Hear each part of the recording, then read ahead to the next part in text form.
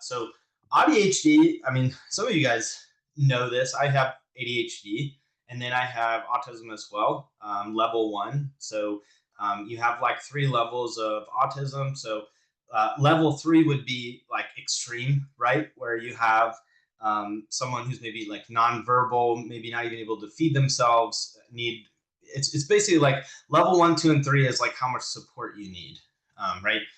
And so level three would be more on the extreme end.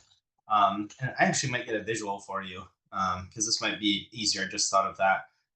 So yeah, I'm gonna do a little bit on autism. I mean, there's so much that's still out there that hasn't been shared. So these are the three levels of autism. We've talked a lot about ADHD, but not about autism. And so it's really like level one, two, and three is how much support you need. And so I might be a little awkward, definitely in school, right? As you age, sometimes these can change. Sometimes you can feel lonely. You might have more trouble handling change. And I'm going to do a graphic of side by side, but this is of ADHD and autism. But this is just a quick overview, right? So level one, minimal support. Level two, it might be more easy to tell that someone might be on the autism spectrum, and you're really going to see severity in adapting to some of the outside world. The behaviors might be a little bit more repetitive.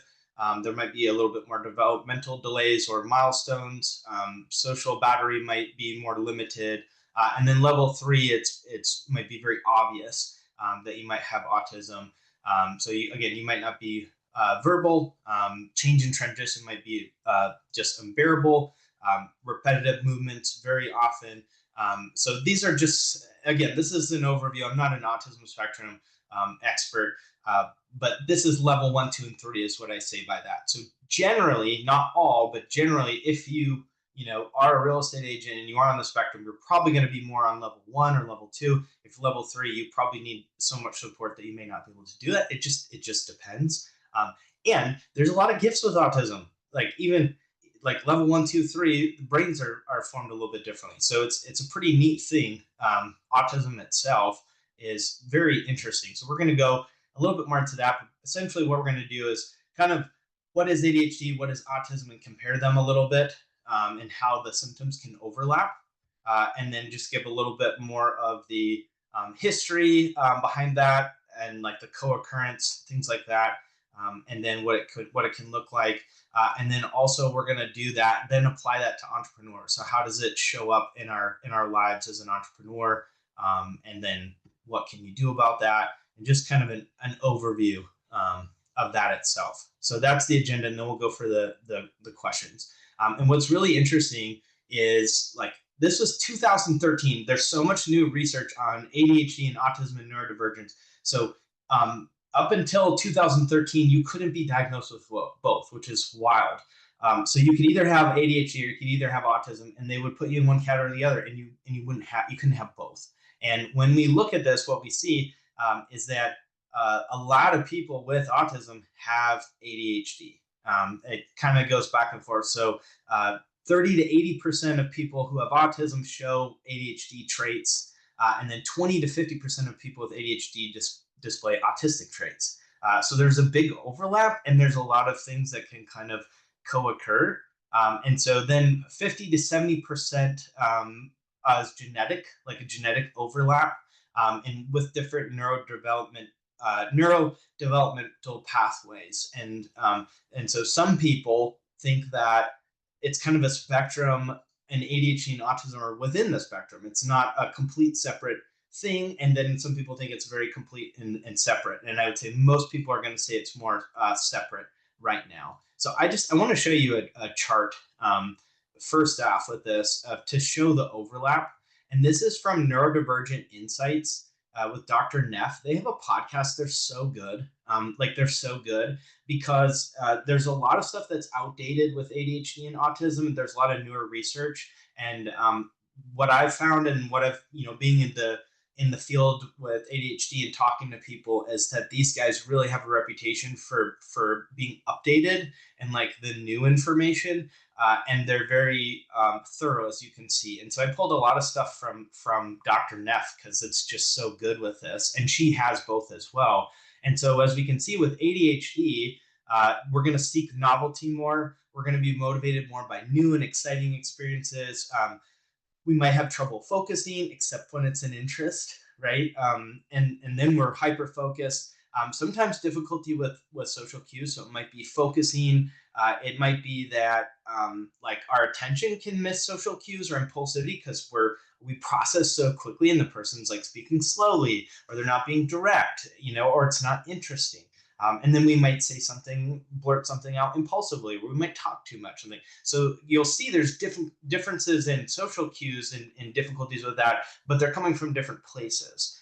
And then with ADHD, an interest-based nervous system, so motivation and focus driven by personal interests, right? That's where it's like interesting, so it creates dopamine, and so that could be a whole bunch of interests. It's things that pique our interest that are create that dopamine, and then hyperactivity and impulsivity. So there might be the restlessness, difficulty regulating those impulses, can't sit still, right? So that's a little bit more of ADHD. And if we come over here to autism, these are the things that are different, right? And we'll talk about the overlap.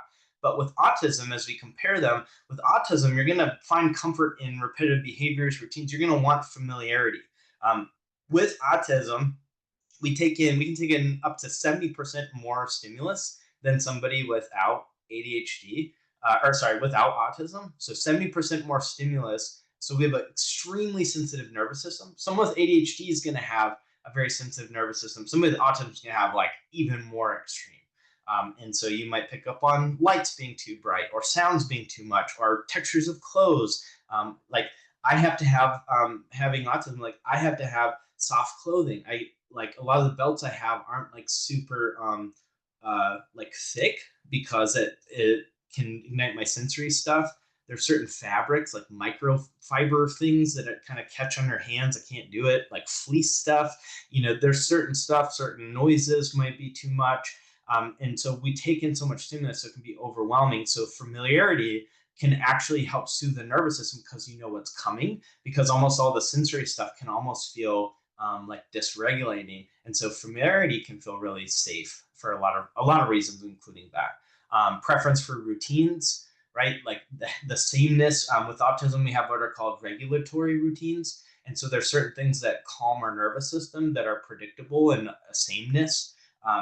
And then we'll talk about what happens when these are combined, because it's a whole different thing. It's not just, oh, you have ADHD and autism. It's ADHD, and it's a whole different thing. And that's why this is so cool. So like routines. So difficulty with holistic social cues. So this is a little bit different than just, you have trouble focusing, or you might talk too much, or impulsivity. With autism, sometimes the brain processes differently. And so it may not recognize a certain facial expression as being happy or sad or angry, because the brain's wired differently, and it's really cool how it's wired. But there might be times where you miss stuff, and some people explain it as there's almost like a set of rules that everybody knows for social, engagement, except you don't. So for me, like for an example, like I do well socially. Like if we went to a conference, you're not going to feel super awkward around me. And it's something I had to learn. So when I was in school, I would tell jokes that were too adult, or they're not good timing. And just, it was kind of awkward. Like I felt lonely, like I was missing stuff sometimes, or I wasn't saying the right thing, And so you learn as you get to be an adult. I didn't know I had autism until like last year. So I just thought that like you get self-worth stuff, right? You think like, what's wrong with it? And similar to ADHD as well, because you might miss stuff, or you might get feedback that you didn't say something right, or you might feel really misunderstood. That people, and you're speaking in logic, and they're speaking in this nuanced thing where everybody knows what that means, and you're being very direct, but you might come across as rude, or unemotional or something like that, when really you're just being very direct. And then so monotropism, this is a really big one that can stand out as well. So with ADHD, we can have a lot of interests and be really into those. With autism, it's called monotropism. And so it's intensely on certain interests, like particular ones. And if you've heard of that, we might have a specific interest that we just don't get tired of. Mine's ADHD, which is why I do this every week, and I have since last year, and I love it. I never get tired of it, So you might have a little bit more narrow interests, or you might have ones that you rotate through. But if we're looking at purely autism, mainly there's going to be just a couple core interests that don't change, and they could be something kind of obscure too. It doesn't need to be basketball or, like history or something. It might be, uh, like, I'm trying to think of some ones that I've seen that are kind of obscure. It might be a certain mascot of a team, and the person is hyper focused on the mascot, and that's all they care about. And it's like something that you wouldn't normally think you could spend that much time on or love that much, and it can happen. Something like that. It could be a certain book. It could be a character of a book, and actually we could use certain special interests to regulate our nervous systems. And you watch videos, or if you've watched like Love on the Spectrum, which is really a wonderful show, I'd recommend you check out on Netflix. It's beautiful. You'll see that Abby and I think David is his name. They love lions, in like Africa, and that's their special interest. Yeah, we've got some in the chat. Cats, Disney, genealogy, a TV show, football stats. Absolutely, it can be whatever is really exciting to you, and like a show, or music. So there's certain music that I've listened to 1,000 million times and just over, and it's kind of a form of stimming. So again, it can create this feeling of safety and soothing your nervous system. And then need for verbal context. So benefits from clear, detailed verbal explanation and context. So this is directness, because the way our brains are formed, we may not pick up on the nuances of things, and we're very direct and honest. We might need that.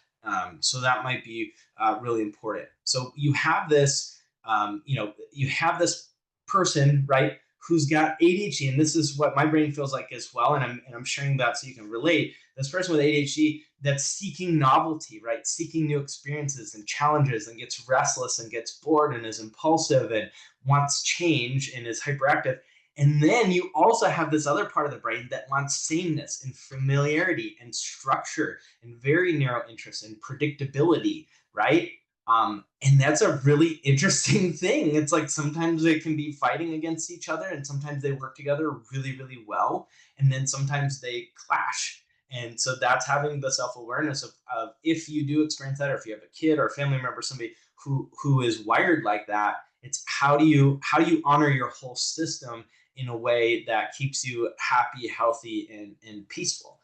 And then there's a lot of overlap, right? So the overlap between both of them, where there's not going to be any kind of butting heads, is stimming and fidgeting, right? We can all do this. So if you have ADHD and you hear something that's, oh, I might have autism, you may not. There's a lot of overlap. It just depends. So stimming and fidgeting, that's something that we both do, and it's actually soothing to the nervous system.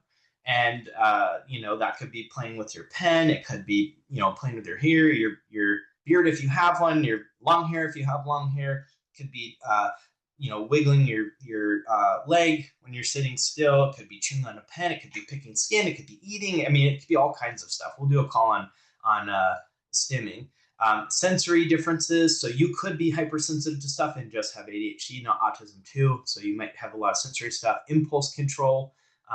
Emotion regulation difficulties. This is something people don't always talk about with ADHD too, is emotion regulation. We can have big feelings and they can feel overwhelming, and then if we have impulse control issues, we have big feelings and our impulse control is weaker. And then, oh my gosh, I don't like how I handled that, or I got too upset, or, there is also a higher rates of substance abuse, self-harm, depression, anxiety, bipolar, OCD.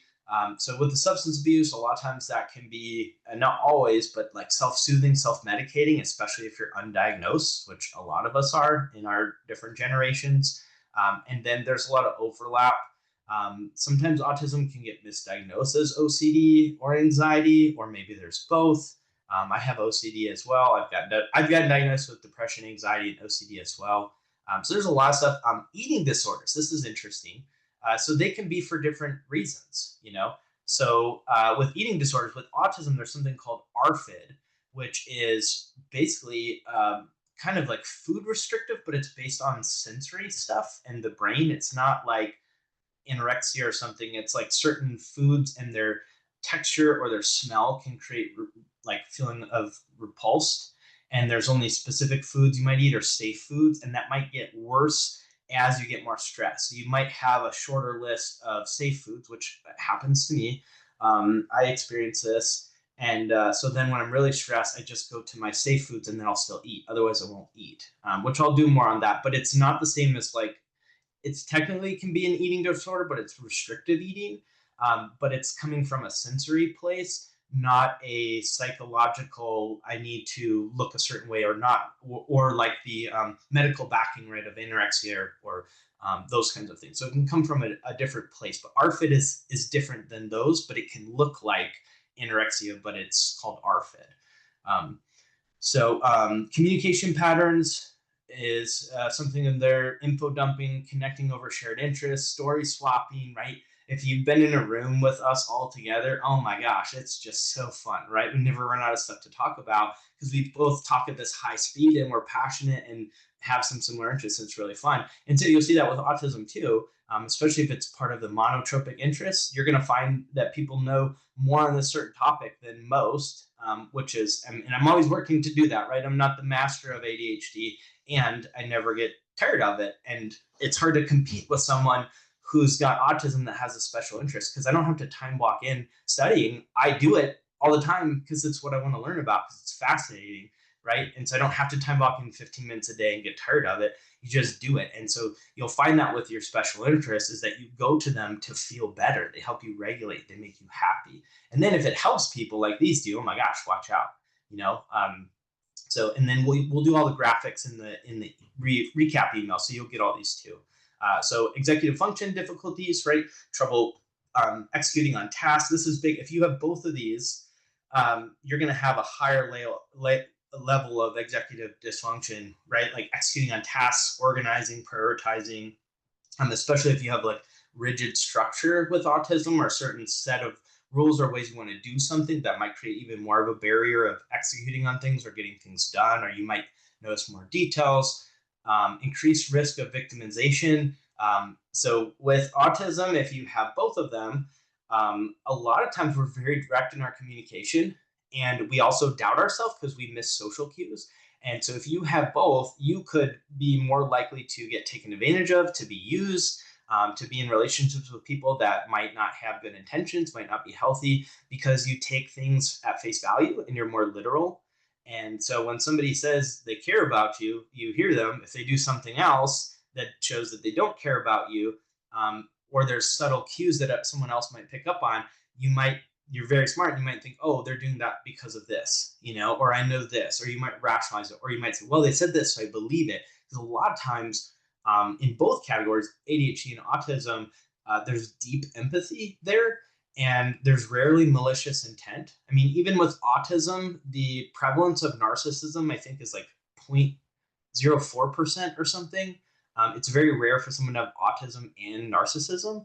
And so it's usually like the opposite, like hyper empathy or selective empathy, depending on the scenario of how that. So a lot of times you don't think there are other people have bad intentions because how could you see it if you don't have it in you? So that's another thing to think about too, is it's just interesting. So increased risk of victimization, divergent thought patterns. You might think of things different, special interests and passions, task switching or transition, you know, going from work to vacation, vacation to work, or even you get done with work at 6 and you have trouble getting out of this mode to then really just let go and relax with your family and you can't calm down. So you don't, or you finally calm down, but now it's 11 p.m. and everything's quiet. So you stay up too late because it's the first time you get quiet because you're actually regulated. And then you get less sleep and it's a cycle, you know? So there's a lot of layers to this. Masking, right? Masking your traits or your, symptoms or whatever you identify with calling them, but you might cover some of this up. You're going to cover up like, oh, I've had that. I'm kind of embarrassed that I'm only interested in a few things and that's all I want to talk about. So as a kid, I pretended to have other interests because I didn't want to be weird. And all I cared about was soccer. Like I slept with my soccer ball. Here's an example. We didn't know I had autism as a kid, but for my birthday, it had to be a soccer ball on it, or it had to be blue, or I didn't want it. Like I would take it. I wasn't entitled, but I didn't. That's what I wanted. It's blue and a soccer ball. My clothes were all soccer clothes. I'd sleep with my soccer ball. I would record soccer games during the day and I'd play them while I slept, like to just help me sleep. And I thought I'd internalize, and become a better soccer player. I would show up at soccer practice like an hour early. I would leave an hour late. And I played semi-pro. I played college and semi-pro, but I didn't play professional. And if I would have taken all that effort, it was like a world for me that I could disappear into. So it wasn't always about being the best. It was just this special world that I could disappear into. And so I didn't play pro, but I did play semi-pro. And it was everything. I walked around the house with my soccer ball. It's all I cared about. It's all I cared about. But I would pretend to have other interests sometimes because I didn't want to stand out with my peers. And I'd bring a lunch, right, with the social cues. I'd sometimes struggle with social cues, so I'd bring a lunch to school and I would go sneak outside and I would kick the soccer ball against the wall and I would eat my sandwich. I would always bring a sandwich so I could hold it. And I wanted to do that way more than like go eat lunch with people. And that was like, so you end up feeling kind of alone too. I had a really good best friend that I still talk to since second grade. But a lot of us can feel a little bit more alone as well, unless you find somebody else who's got autism as well, or ADHD. Eye contact differences. I can make eye contact if it's for long periods of time. It's going to be really draining. So if you think about like how we take in 70% more stimulus than other people, we're also taking it can be really overwhelming, because it's not just, it's like if we look in someone's eyes, we're taking so much stimulus and we're taking in the sound of their voice and their energy and their presence and the smells and light. It's like for me, it's almost too much. If it's extended period of time, like with a partner or with a parent or family, it's too much eye contact because I'm taking too much stimulus. It's overwhelming. And it's like I look away and I can regulate. So when I hang out with, and this is common, when my friends and I who hang out that have autism as well, we don't make eye contact a lot of times and we don't even think about it because it's just natural. We don't force ourselves. So that's masking, right? When you force yourself to do something that's very unnatural that people want you to do because you're supposed to do it, that's masking, but it does take energy. Social differences, passionate focus, right? So there's a lot of really cool things about this as well. And this is just really, if you think of it, it's not that um, it's not that like something's wrong with us. It's that we're in a world that is built for the majority, because of course it would be, right? And so it's not that autism necessarily is a disorder. Maybe level 3, again, whatever resonates for you. Level 3 could be considered maybe a disorder for some, because if you can't take care of yourself, there's some parents, who would say, yeah, this is definitely a disorder. So I don't want to put the word in anybody's mouth. But if you're looking at level 2 and sometimes level 1, sometimes level 2, it might just be that it's more about how much do you have to adapt to the world versus like how you're wired. And level 1, you have to adapt kind of. Level 2, you have to adapt a lot. Level 3, a lot. You need support to exist in a world that's not built for you. So there's another different way of people looking at it, is that it's just a different wiring system, but it also progresses society, especially with Albert Einstein, right? Had ADHD, autism, and dyslexia, and he changed our whole world. As the smartest person to ever live. So it's not that autism is this like bad thing. It's like deep sensitivity and pattern seeking, in beauty and pulling in all this information and data. And some people say is potentially a genetic advantage. So those are ADHD versus autism, and there's overlap. So you can see there's actually more things that overlap than are different, right? Like there's more things that we share. So when you see these together, so this is interesting because I'll meet some people and think like, they might, they might be both. And what I'll observe, and again, this is just, I think from my personal perspective, is that they'll speak really fast.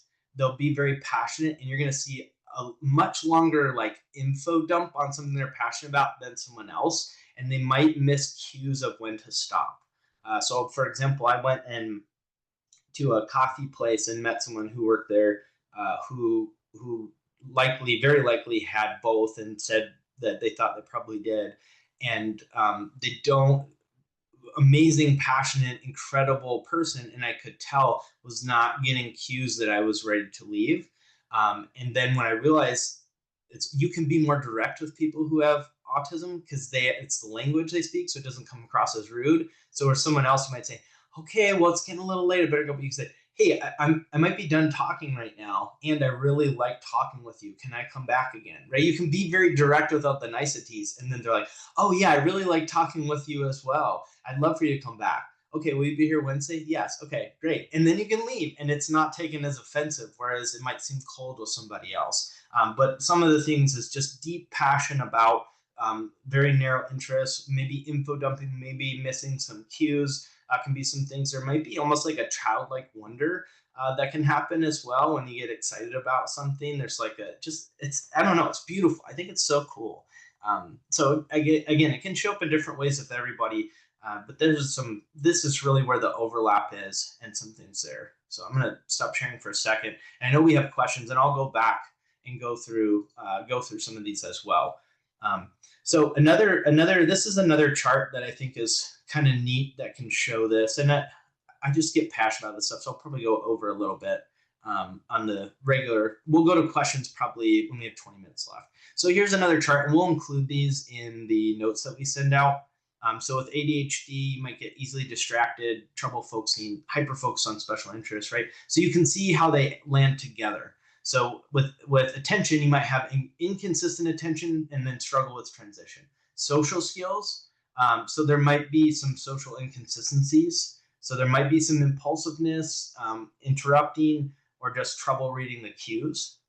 Sensory sensitivities, with ADHD, you might seek or avoid certain sensory input, whereas autism often experiences like too much sensory overload, right? So you can see that these are two different things, and then here's how they land together. So I know it'll take me a while to go all through. So I'm going to include this in the notes and then in the email, and we'll probably post it in the Facebook groups today. That actually might be helpful if Brittany or Christine, if you could do that and take these two graphics and post them in the group for everybody.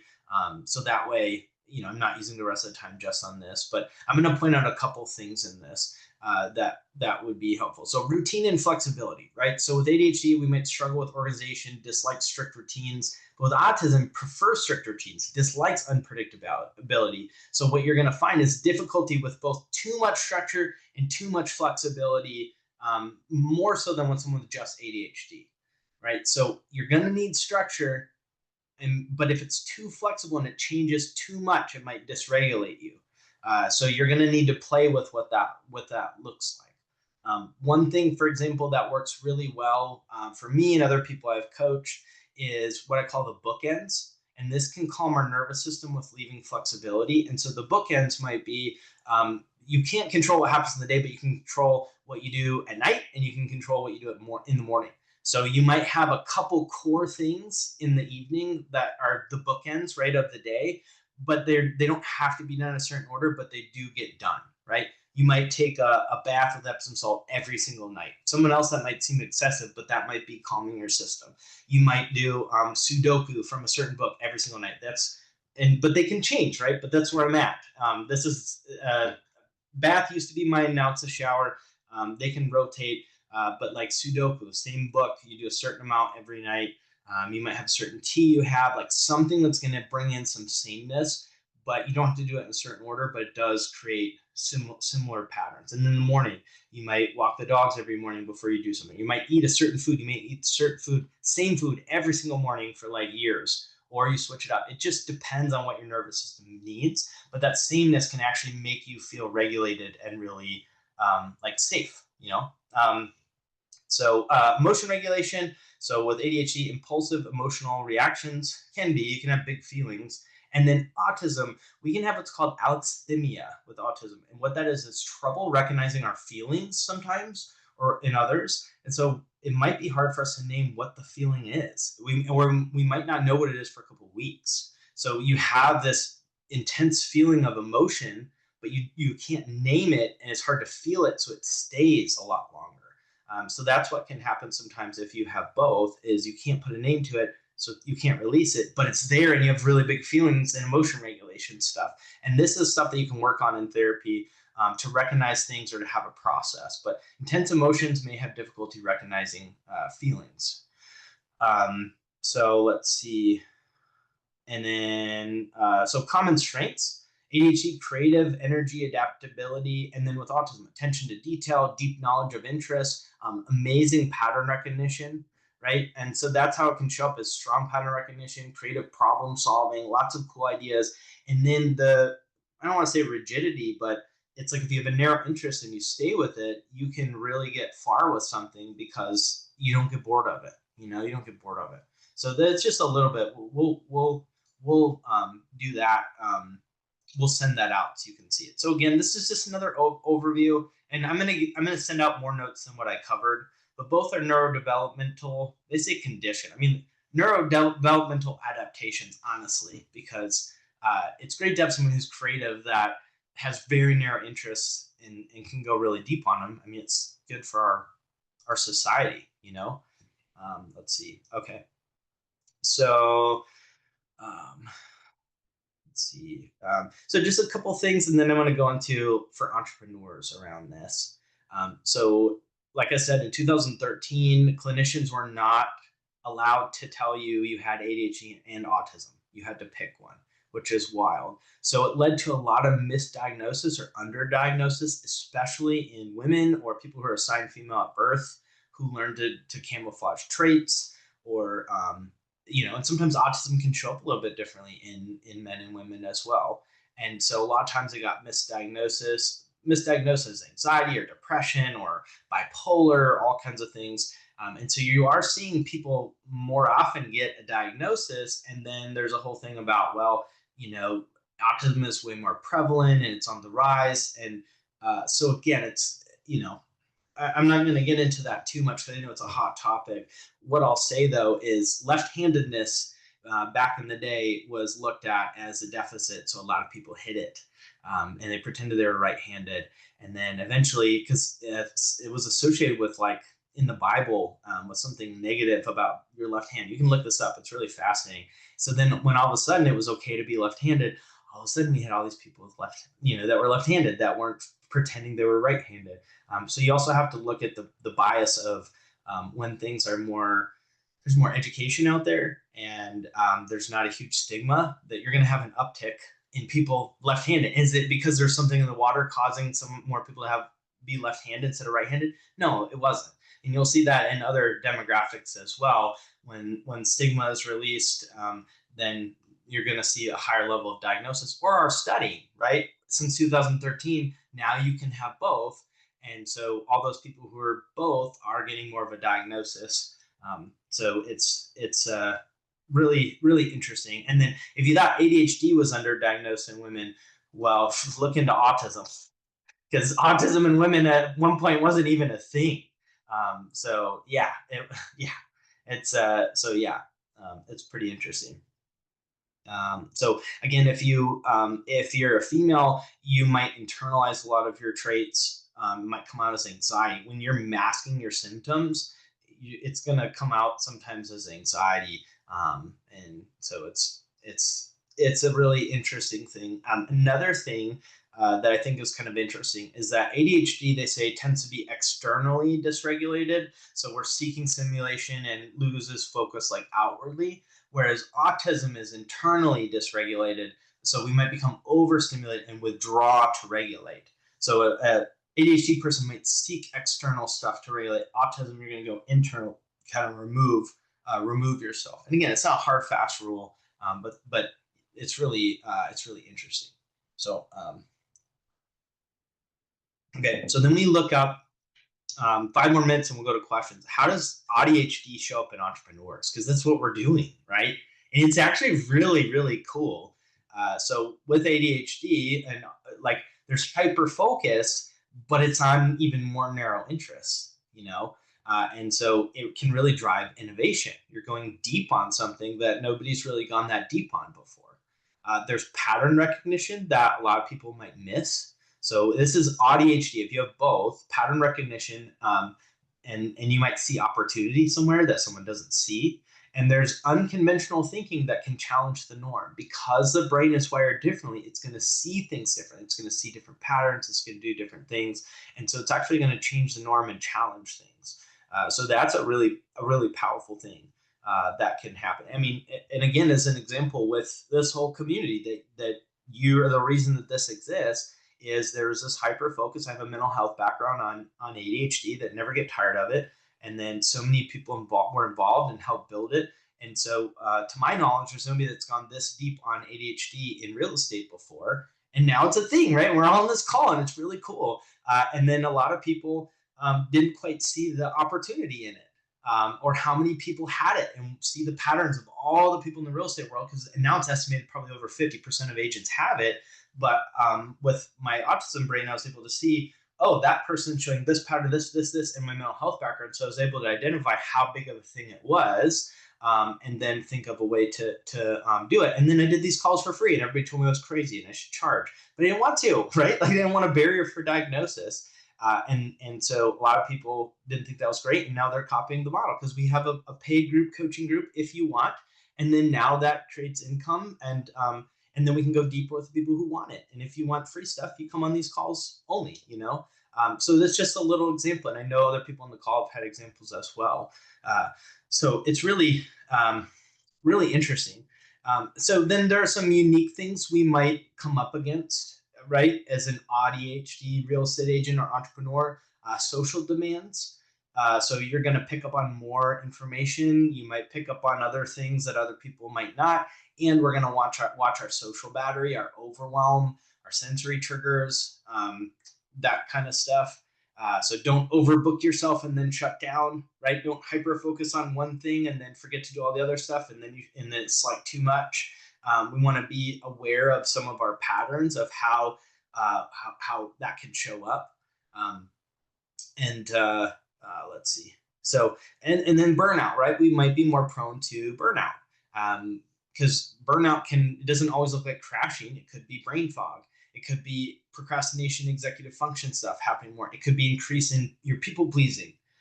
It could be that you just don't find special interests or in the same passion. You don't get excited about stuff.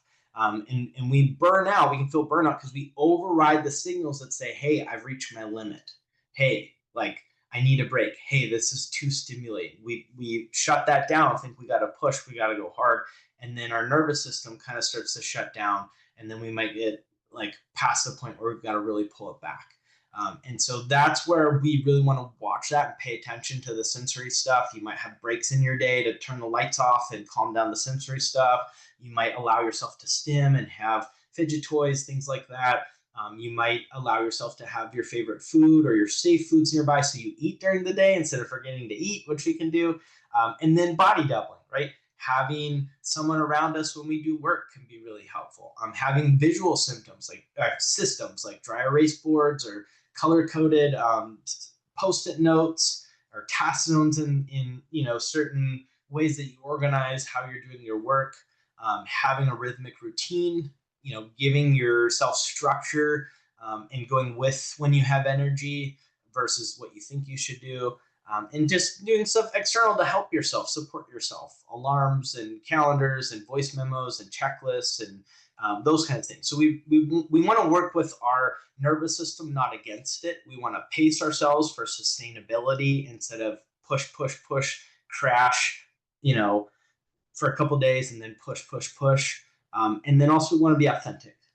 That's really important too. Another thing with autism is that if we're being fake, or we're not being authentic, or we're not aligning our business with our special interests, it's going to be a lot harder. So if you can tie your business to special interests, it's going to be it's just going to be so much easier for you. So that's just a little bit. And it's just ADHD is its own thing. Remember that. It's not just, oh, I have autism and ADHD. It's a whole different ball game where you're going to be really learning about yourself and working with yourself as a whole system versus honoring just one part or the other. And then you'll be in a better place. So great. Someone asked, how can we get an autism diagnosis? So here's what, so I'm going to send you one thing. So let's do this. So right now, without me getting into too much, I'm thinking about how to say this. I guess it's technically my call, so I can say what I want. So what I'm going to do, this is called the RADS. So you may or may not want to have an autism diagnosis like formally. It just depends on your situation, right? Some people are like, oh, they want a registry right now. I don't know if I want to be on it or not. So what I'll say is that's up to you. Do your own research. So it just, you may want to get a formal diagnosis that's registered somewhere. You may not. It depends. As an adult with level 1, to my knowledge, there's not a ton of accommodations for having it formal. It's nice to have it for it to be validating. Like you might get some different advantages at a theme park or things like that, but it's not like you're going to get some huge accommodation.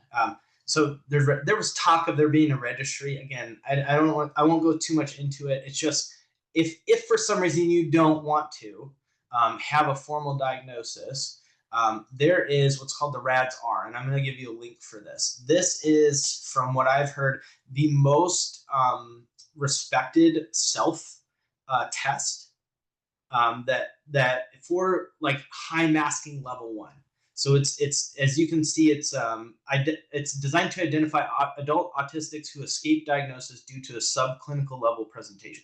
So if you have not had a diagnosis and you're in your 30s, 40s, 50s, maybe in 20s, this was designed to do that. This doesn't necessarily mean you do or don't have it. You do. If you really want like 100%, you want to go to somebody to get tested, like a professional, right? This isn't like totally foolproof, but it'll at least give you an idea if, it might be good to do that. So for example, let's see. So with the score, right, you have to get at least a 65 to, and I'm gonna put this in the comments right now. So this is the link to this. If you want to take this, it's actually not super long. You don't have to pay. It's free. So you have to get at least a 65 to score. And they say there's, as you can see, let's see. Like from what I read about this, it's really rare for someone who's not autistic to score over a 65. So my Google inbox, yeah, don't look there. Right. So I got like a 162. So you can see, again, I got a 162 and you need a 65 to be on the spectrum, most likely. It doesn't always look like people have autism. It doesn't always look. So that's something you can take. And so yeah, this is the RAD. So you could just take this right now if you want. Well, if you wanted to, or after this call. And then if you do score much higher than a 65, then you might pursue a formal diagnosis, or you might just say, hey, let me look at some things that might help. So that's what I want to share. You can also go to somebody to get a professional assessment if you're able to do that. So we have next Tuesday, we'll have our call. If you're with our group coaching ADHD agents, we're going into FSBO expired and cold calls part 2 because everyone loved it so much this last Thursday. So that's ADHDagent.com if you want to be a part of the group stuff. Oh, Brittany got it. Or do the free calls. So yeah, be gentle with yourself, and aware of where you might need accommodations, and then push yourself when you can, right? Figure out what that limit is, and then stop when you're at the limit, and we'll be good to go. So we'll get we've already got the graphics in the groups. We'll get the notes out. So message me if you need anything.